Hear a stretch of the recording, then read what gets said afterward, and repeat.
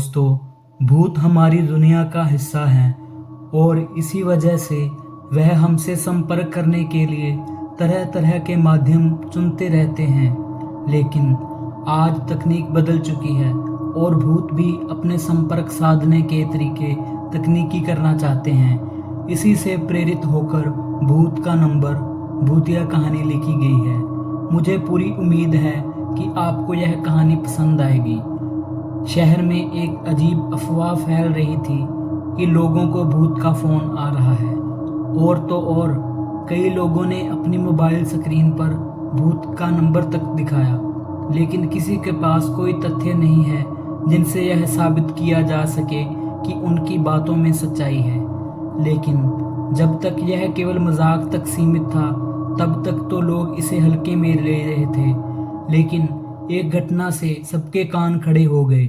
एक दिन एक व्यक्ति मोबाइल में बात करते हुए अपने बिल्डिंग की छत से कूद जाता है और नीचे गिरते ही उसकी मौत हो जाती है। शहर में एक व्यक्ति की आत्महत्या आम बात है, लेकिन फोन में बात करते हुए कूदना, इसका मतलब वह किसी न किसी से तो अपने मरने की वजह बता रहा था। इसलिए पुलिस तहकीकात आगे बढ़ाती है और उस व्यक्ति के मोबाइल की आखिरी कॉल रिकॉर्डिंग मंगवाई जाती है। लेकिन ताज्जुब की बात तो यह थी कि उस समय उसके फ़ोन में किसी का कॉल नहीं आया था। पुलिस की चिंताएं और बढ़ जाती हैं क्योंकि लोगों की भीड़ ने उस व्यक्ति को फ़ोन में बातें करते हुए देखा था। तो क्या वह व्यक्ति फ़ोन में बातें करने का नाटक कर रहा था? गुत्थी उलझती जा रही थी कि एक और हादसे से शहर में दहशत के बादल मंडराने लगते हैं। एक और व्यक्ति रेलवे स्टेशन पर फोन में बातें करते करते ही आ रही ट्रेन के आगे कूदकर अपनी जान दे देता है। और जब उसके मोबाइल की जांच की जाती है तो उसमें भी यही पता चलता है कि उसके फ़ोन में किसी का कॉल नहीं आया था। न्यूज़ के माध्यम से खबरों से ज़्यादा अफवाहें फैल रही थी। हर कोई भूत का नंबर जानना चाहता था। डर की वजह से लोगों ने फ़ोन में अननोन नंबर उठाने बंद कर दिए थे। मामला पुलिस की जांच से ऊपर था, इसलिए भूत विशेषज्ञ को बुलवाया जाता है। उन्हें मामले की जानकारी पहले से ही थी, इसलिए बिना देरी किए मारे गए व्यक्तियों के मोबाइल की नेटवर्क रिपोर्ट मंगवाते हैं, जिसकी फ्रीक्वेंसी से उन्हें पता चलता है कि उनके फ़ोन में भले ही किसी का कॉल नहीं आया, लेकिन फ़ोन से किसी का नेटवर्क कनेक्ट जरूर हुआ है। मामला डिजिटल टेक्नोलॉजी का था, इसलिए इन्वेस्टिगेशन में डेटा साइंटिस्ट को भी शामिल किया जाता है। इन्वेस्टिगेशन चल ही रही होती है कि अचानक शहर में 3 लोग और अलग अलग तरीकों से आत्महत्या कर लेते हैं। इससे शहर में दहशत का माहौल बनता जा रहा था। डेटा साइंटिस्ट को एक सुराग मिलता है। जितने भी लोग मारे गए हैं, सभी के मोबाइल में एक वेबसाइट का लिंक पाया गया है। उस वेबसाइट में बहुत से भूतिया मंत्र लिखे हुए हैं और उन्हीं मंत्रों में एक भूतिया नंबर भी है, जिसके माध्यम से रिकॉर्डेड मैसेज भेजा जाता है और मैसेज को सुनते ही कोई भी व्यक्ति सम्मोहित होकर अपनी जान दे देता है।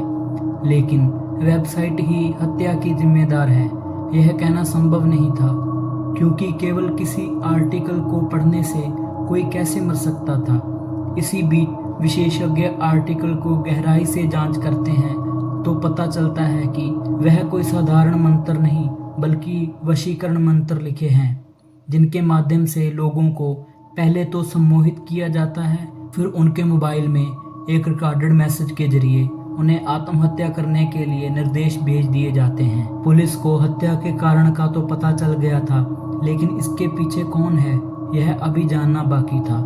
तभी डाटा साइंटिस्ट वेबसाइट को ट्रैक कर लेते हैं। यह एक कॉलेज का हॉस्टल था। वेबसाइट की लोकेशन का पता चलते ही पुलिस हॉस्टल के कमरे को घेर लेती है और उस लड़के को गिरफ्तार कर लिया जाता है, जिसके कंप्यूटर से यह वेबसाइट चलाई जा रही थी। लड़के के कमरे में बहुत से कॉकरोच, कीड़े मकोड़े और मरे हुए चूहे डले हुए थे। वह किसी जानवर की तरह उस कमरे में रह रहा था। दरअसल उसे देखने से ऐसा लग रहा था कि उसकी मानसिक हालत ठीक नहीं है। हॉस्टल में पुलिस को देख मैनेजमेंट के कर्मचारी भी पहुंच जाते हैं, लेकिन उन्हें अंदाजा भी नहीं होता कि इस कमरे में कोई रहता है, क्योंकि यह कमरा तो पिछले 2-3 महीनों से खुला ही नहीं था।